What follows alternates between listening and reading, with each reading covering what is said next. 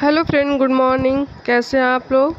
उम्मीद करती हूँ कि आप लोग बहुत अच्छे होंगे और आप लोगों की तैयारी भी बहुत अच्छी चल रही होगी। तो आज की क्लास में व्याकरण में हिंदी व्याकरण में हम लोग पढ़ेंगे शब्द विचार। और ये ऐसा नहीं है कि बस ये क्लास केवल टीजीटी पीजीटी के लिए है। ये क्लास हिंदी का जो है व्याकरण, ये सभी प्रतियोगी परीक्षाओं के लिए है जिसमें हिंदी आता है। तो ये सभी के लिए महत्वपूर्ण है, तो इसको सब लोग देख सकते हैं। इसमें शब्द विचार आज हम पढ़ेंगे। तो सबसे पहले नंबर पे है कि शब्द किसे कहते हैं। शब्द किसे कहते हैं, तो इसकी परिभाषा दी गई है कि दो या दो से अधिक वर्णों के सार्थक मेल से बने समूह को शब्द कहते हैं। दो या दो से अधिक वर्णों के सार्थक मेल से बने समूह को हम क्या कहते हैं? शब्द कहते हैं।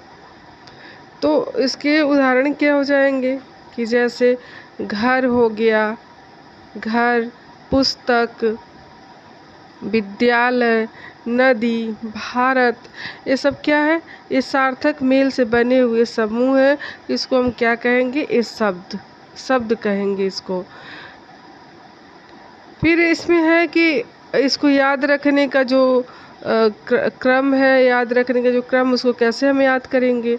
तो वर्ण, पढ़ के बाद फिर शब्द आएगा, शब्द के बाद वाक्य आएगा। सबसे पहले वर्ण आएगा, फिर शब्द आएगा और उसके बाद से वाक्य आएगा। फिर इसमें शब्द के भेद। शब्द के भेद कितने होते हैं? शब्द को तो हमने पढ़ लिया कि शब्द होते क्या हैं। दो या दो से अधिक वर्णों के सार्थक मेल से जो बने शब्द होते हैं, समूह होते हैं, उनको हम शब्द कहते हैं। ये तो शब्द का परिभाषा हो गया। अब शब्द के भेद कितने होते हैं, शब्द कितने प्रकार के होते हैं? तो शब्द कितने प्रकार के होते हैं? शब्द मुख्यतः कितने प्रकार के होते हैं? दो प्रकार के होते हैं। कौन कौन से होते हैं? शब्द मुख्यतः कितने प्रकार के होते हैं? दो प्रकार के होते हैं। कौन कौन से होते हैं? तो एक सार्थक समूह होता है, एक सार्थक शब्द होता है और एक निरर्थक होता है। एक सार्थक शब्द हो जाएगा और एक निरर्थक शब्द हो जाएगा। अब सार्थक शब्द होता क्या है, इसको हम पढ़ेंगे कि सार्थक शब्द होता क्या है। तो सार्थक शब्द हम उसे कहते हैं जिनका कोई निश्चित अर्थ होता है। जिन शब्दों का कोई निश्चित अर्थ होता है उसे हम क्या कहते हैं? सार्थक शब्द वो कहलाते हैं, उसे हम सार्थक शब्द कहते हैं। उदाहरण के लिए जैसे कि कलम हो गया, घर हो गया, पेड़ हो गया, बच्चा हो गया, ये सब क्या है? एक सार्थक शब्द है। इनका कोई एक निश्चित अर्थ निकल रहा है, तो इसको हम क्या कहेंगे? इनको हम सार्थक शब्द कहेंगे। इसका पहचानने का जो ट्रिक है वह है, पढ़ने का ये जो ट्रिक है ये है कि जिसका अर्थ हो सार्थक, जिसका अर्थ हो सार्थक, उसे हम क्या कहते हैं? उसे हम सार्थक शब्द कहते हैं। फिर अगला इसमें है निरर्थक शब्द। निरर्थक शब्द क्या होता है? जिनका कोई निश्चित अर्थ नहीं होता है। जिनका कोई निश्चित अर्थ नहीं होता है वे निरर्थक शब्द कहलाते हैं। जैसे कि उदाहरण के लिए ठन ठन, झटपट, अटरम, सटरम, पटरम, ये सब जो शब्द हैं ये जो है निरर्थक शब्द के उदाहरण हो जाएंगे। तो जिनका कोई सार्थक अर्थ नहीं निकलता है तो उसे हम क्या कहते हैं? निरर्थक शब्द कहते हैं। उदाहरण ट्रिक इसका हो जाएगा आपका,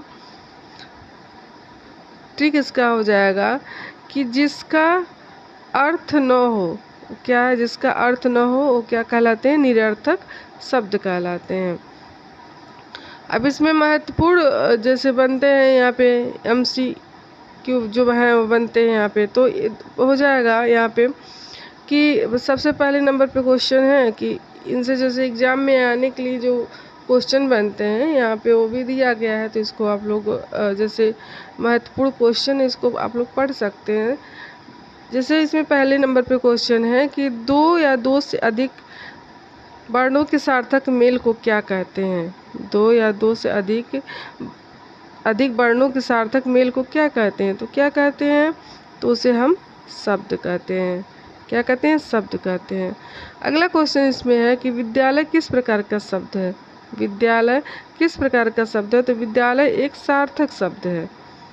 अगला क्वेश्चन है कि घर शब्द किस श्रेणी में आएगा? तो घर शब्द जो है वह सार्थक शब्द की श्रेणी में आएगा, सार्थक शब्द है। अगला क्वेश्चन है यहाँ पे कि शब्द के मुख्य कितने भेद माने जाते हैं? शब्द के मुख्य कितने भेद माने जाते हैं?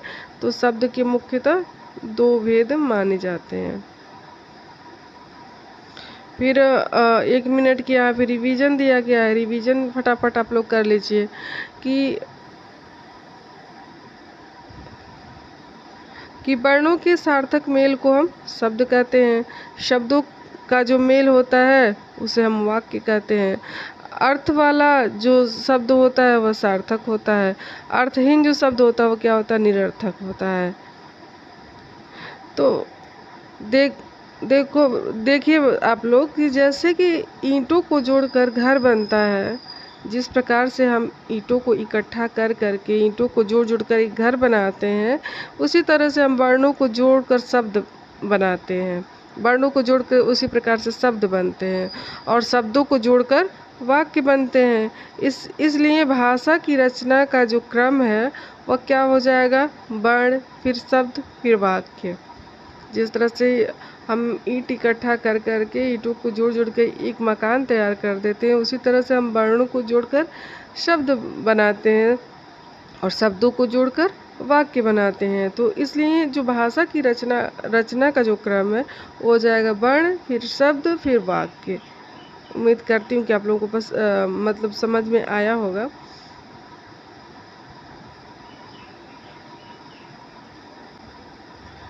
फिर इसमें आ जाता है कि अगला भाग इसका जो है कि शब्द के भेद रचना के आधार पे। अब यहाँ पे ये आ गए हैं कि शब्द के भेद रचना के आधार पे कितने प्रकार के होते हैं?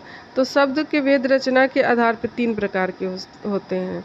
शब्द के जो भेद हैं वो रचना के आधार पे कितने प्रकार के होते हैं? तो 3 प्रकार के होते हैं। कौन कौन से होते हैं? तो हो जाएंगे आपके रूढ़ शब्द, यौगिक शब्द और युगरूढ़ शब्द। कौन कौन से हो जाएंगे? रूढ़ शब्द, यौगिक शब्द और युगरूढ़ शब्द। तो इसमें सबसे पहले आता है कि रूढ़ शब्द क्या होता है? रूढ़ शब्द किसे कहते हैं? तो रूढ़ शब्द उन्हें कहते हैं जिन शब्दों के छोटे छोटे सार्थक खंड नहीं किए जा सकते, उन्हें हम क्या कहते हैं? रूढ़ शब्द कहते हैं। इनको हम तोड़ नहीं सकते हैं, इन शब्दों को तोड़ा नहीं जा सकता है। तो जिन शब्दों के छोटे छोटे सार्थक खंड नहीं किए जा सकते हैं उन्हें हम रूढ़ शब्द कहते हैं। जैसे कि उदाहरण के लिए घर, जल, घर, पेड़, गाय, नाग। अब हम इनको जब तोड़ेंगे, दोनों जो वर्ण से मिलकर बने शब्द हैं, इनको जब हम तोड़ेंगे तो क्या होगा? ज अलग कर दिया जाए, ल अलग कर दिया जाए तो कोई शब्द ही नहीं बनेगा। तो ये छोटे छोटे जो शब्द हैं, सार्थक शब्द हैं, अगर इनको हम अलग अलग करेंगे तो कोई सार्थक शब्द नहीं बनेंगे, इसलिए इनको तोड़ा नहीं जा सकता है। तो इसे हम क्या कहते हैं? रूढ़ शब्द कहते हैं। तो इसका ट्रिक है कि जो टूटे नहीं वह क्या होता है? रूढ़ शब्द कहलाता है। अगला है इसमें यौगिक शब्द। यौगिक शब्द किसे कहते हैं? तो यौगिक शब्द उन शब्दों को कहते हैं कि जो 2 या 2 से अधिक सार्थक शब्दों के मेल से बने हों। जो 2 या 2 से अधिक सार्थक शब्दों के मेल से बने हो, उन्हें हम क्या कहते हैं? उन्हें हम यौगिक शब्द कहते हैं। उन्हें क्या कहते हैं? उन्हें हम यौगिक शब्द कहते हैं। जैसे कि उदाहरण के लिए विद्यालय बराबर विद्याधन आलय। विद्यालय बराबर विद्याधन आलय। फिर है पुस्तकालय बराबर पुस्तक धन आलय। राजपुत्र बराबर राज प्लस पुत्र। उसके बाद से है हिमालय बराबर हिमधन आलय। हिमालय बराबर हिमधन आलय। तो इसका ट्रिक है याद करने का कि 2 अर्थ वाले शब्द मिले तो क्या बनते हैं? यौगिक शब्द बनते हैं। 2 अर्थ वाले शब्द जब मिलेंगे तो क्या बनेगा? यौगिक शब्द बनेगा। तीसरा इसमें है योगरूढ़ शब्द। योगरूढ़ शब्द किसे कहते हैं? तो योगरूढ़ शब्द जो है इसकी परिभाषा हो जाएगी कि दो सार्थक शब्दों से बने हों, जो दो सार्थक शब्दों से बने हों लेकिन उनका अर्थ समान अर्थ से हटकर किसी विशेष अर्थ में प्रसिद्ध हो जाए। जो दो सार्थक शब्दों के मेल से बने हों लेकिन उनका अर्थ सामान्य अर्थ से हटकर किसी विशेष अर्थ में प्रसिद्ध हो जाए तो उन्हें हम क्या कहते हैं?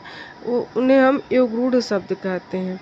जैसे कि उदाहरण के लिए पंकज, पंकज बराबर पंख, क्वेश्चन में कीचड़ हो जाएगा, प्लस ज मतलब जन्मा, इसका अर्थ क्या हो जाएगा? कमल, अर्थ क्या हो जाएगा? कमल। फिर दूसरा इसमें है दशानन, दशानन, 10 प्लस आनन, इसका अर्थ क्या हो जाएगा? रावण, यानी कि 10 से जिसके आनन मतलब रावण, दशानन। फिर अगला इसमें नीलकंठ, नीलकंठ इसका अर्थ है भगवान शिव। तो इसको याद करने का जो ट्रिक है वह है बना कुछ और प्रसिद्ध किसी विशेष अर्थ में, तो उसे हम क्या कहते हैं? योगरूढ़। मतलब शब्द बनना कुछ और है, प्रसिद्ध किसी विशेष अर्थ में, उसको प्रसिद्धि जो है किसी विशेष अर्थ में उसको मिल रही, तो शब्द क्या कहलाते हैं? योगरूढ़ शब्द कहलाते हैं। अब परीक्षा में पूछे जाने वाले प्रश्न जो है वह रचना के आधार पर शब्द के कितने प्रकार होते हैं? रचना के आधार पर शब्द के कितने प्रकार होते हैं? तो कितने प्रकार होते हैं? तो रचना के आधार पर शब्द के 3 प्रकार होते हैं, 3 प्रकार। उसके बाद से विद्यालय किस प्रकार का शब्द है? तो विद्यालय यौगिक शब्द है, विद्यालय यौगिक शब्द है। फिर पंकज किस प्रकार का शब्द है? तो पंकज आपका योगरूढ़ शब्द है, पंकज योगरूढ़ शब्द है। घर किस प्रकार का शब्द है? तो घर जो है रूढ़ शब्द है, रूढ़ शब्द घर होता है। फिर महत्वपूर्ण यहाँ पे क्वेश्चन दिया गया है आपको कि हिमालय किस प्रकार का शब्द है?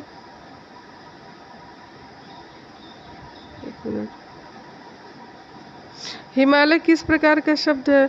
तो हिमालय जो है वह यौगिक शब्द है, हिमालय कैसा शब्द है? यौगिक शब्द है।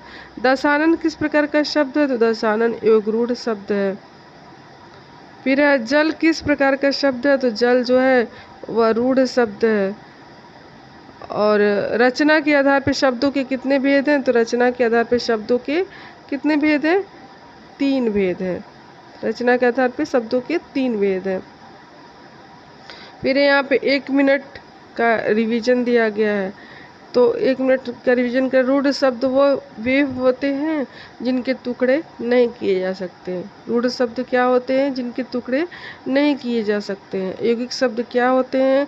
जो 2 सार्थक शब्दों के मेल से बनता है। यौगिक शब्द वे होते हैं जो 2 सार्थक शब्दों के मेल से बनता है। और योगरूढ़ शब्द वे शब्द होते हैं जो 2 शब्दों से बना लेकिन विशेष अर्थ में उसको प्रसिद्धि मिलती है, विशेष अर्थ में प्रसिद्ध होता है। तो देखिए इसको देखिए अगर कोई शब्द टूट ही नहीं सकता तो वह क्या है? वह शब्द रूढ़ है। कोई शब्द अगर टूट ही नहीं सकता तो शब्द क्या है? वो शब्द रूढ़ है। अगर 2 शब्दों से मिलकर नया शब्द बनता है तो क्या होता है? वह यौगिक होता है। और अगर वही शब्द किसी विशेष अर्थ के लिए प्रसिद्ध हो जाए तो वो क्या कहलाता है? वो आपका कहलाता है योगरूढ़ शब्द। तो उम्मीद करती हूँ कि आज की क्लास आप लोगों को बहुत पसंद आई होगी। अगर क्लास पसंद आए तो वीडियो को लाइक कीजिए, शेयर कीजिए और चैनल पर अगर नए हैं तो चैनल को सब्सक्राइब कीजिए। धन्यवाद।